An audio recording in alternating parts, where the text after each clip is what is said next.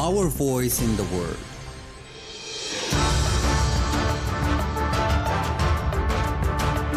This is the English service of Radio Algeria International. It's time for the news.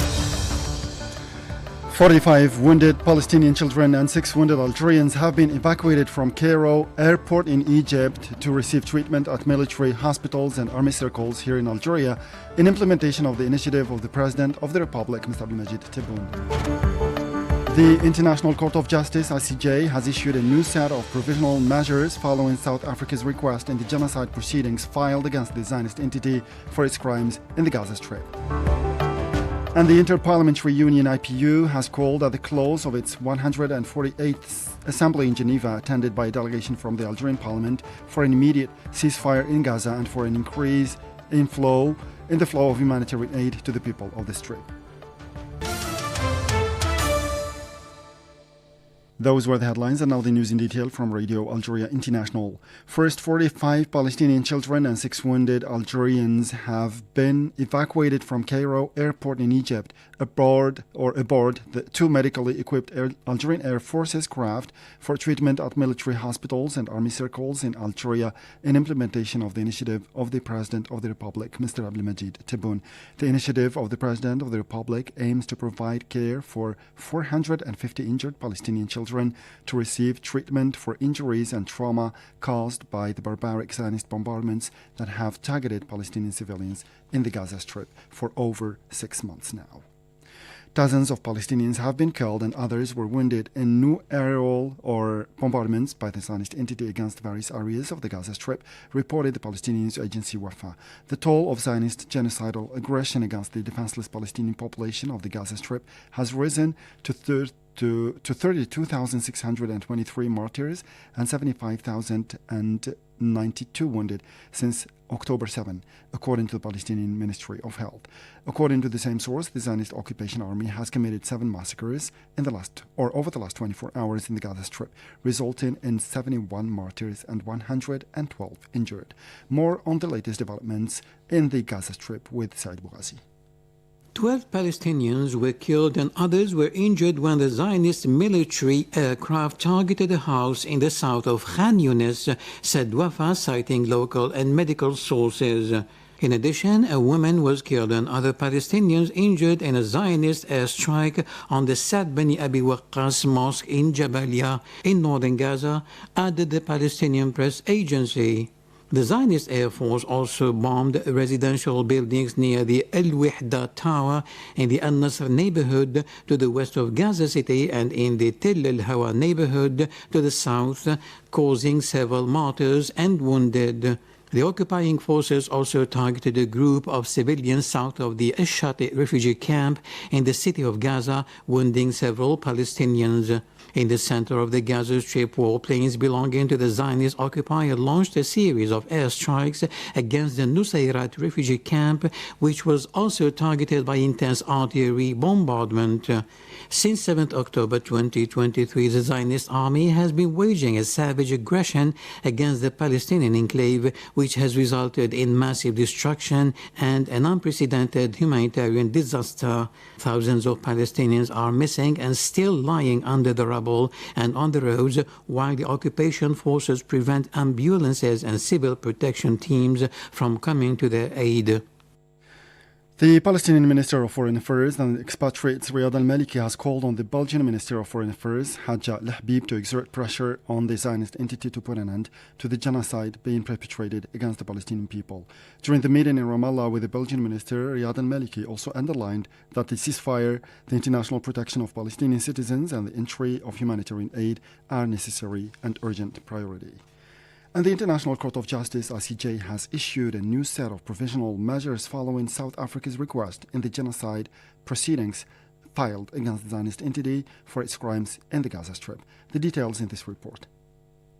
In a statement published on the ICJ website, the court said that the 15 judges of the UN High Court of Justice unanimously decided that the Zionist entity must, in line with its obligations under the Convention on the Prevention and Punishment of the Crime of Genocide, and in view of the deteriorating living conditions to which the Palestinians of Gaza are subjected, particularly the spread of famine and starvation, to take all necessary and effective measures to ensure without delay, in close collaboration with the UN, the unrestricted and large-scale provision of basic services and humanitarian aid by all interested parties as a matter of urgency, including water, food, electricity, fuel, and shelter.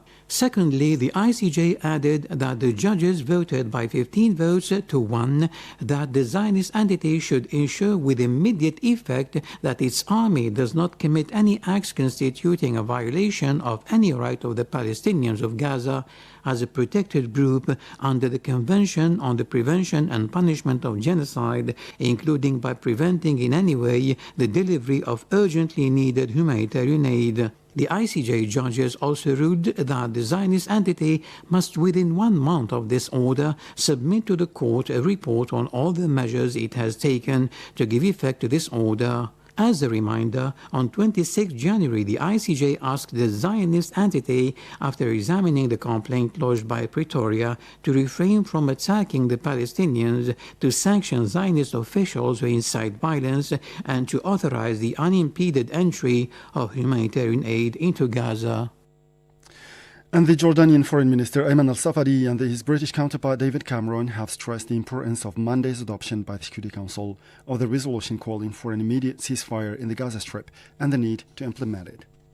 The United Nations High Commissioner for Human Rights Volker Turk has said that the famine orchestrated by the Zionist entity in Gaza amounts to a war crime, calling for an immediate ceasefire. The UN's top human rights official said in an interview with the BBC news agency that the Zionist entity bore significant responsibility and that there was a plausible case that the occupation was using starvation as a weapon of war in Gaza. The spokesman for the United Nations Children's Fund UNICEF, James Elder, has called for the implementation of a ceasefire decision in the Gaza Strip, a victim of a genocide perpetrated by Zionist forces. In a press release quoted by the Wafa news agency, James Elder called for the implementation of the ceasefire decision, including in the city of Rafah in the south of the Gaza Strip, noting that bombardments are taking place even at night in Gaza when people are supposed to be sleeping. The Chief of Staff of the National People's Army, Army General Saeed Chingri, has paid a work and inspection visit to the National Gendarmerie Command, according to a statement issued by the Ministry of National Defense. The Army General met with the managers and executives and the staff of National Gendarmerie Command. He seized the opportunity to give an orientation speech, which was followed by the personnel of all the units of this command via video conference. In his address, the Army General emphasized that the INP, aware of the various threats, will continue to make every effort to meet the challenges of the day. He stressed the importance of the National Gendarmerie, which serves as a link with the people and a reliable instrument for the National People's Army at the service of the law and the country. And the participants of the 180 or 148th General Assembly of the Interparliamentary Union (IPU) have adopted a draft resolution on the Palestinian cause proposed by the member of the National People's Assembly, Mohammed Anwar Bouchouit, calling for a two-state solution, according to a press release on the APN. The draft resolution adopted on Wednesday in Geneva will be debated in the Committee on Peace and Security at the 149th and 150th General Assemblies, said the same source. Mr. Bouchouit has been appointed rapporteur for this draft resolution at the next General Assembly. And finally, the international consultancy company COWI has made a commitment to the United Nations Global Compact, UNGC, not to undertake any further projects in occupied Western Sahara until the conflict is resolved and respect for human rights in the territory is guaranteed. The UNCG is a United Nations initiative launched in 2000 to encourage companies around the world to adopt a socially responsible attitude by committing to integrate and promote a number of principles relating to human rights, international labor standards, the environment, and the fight against corruption.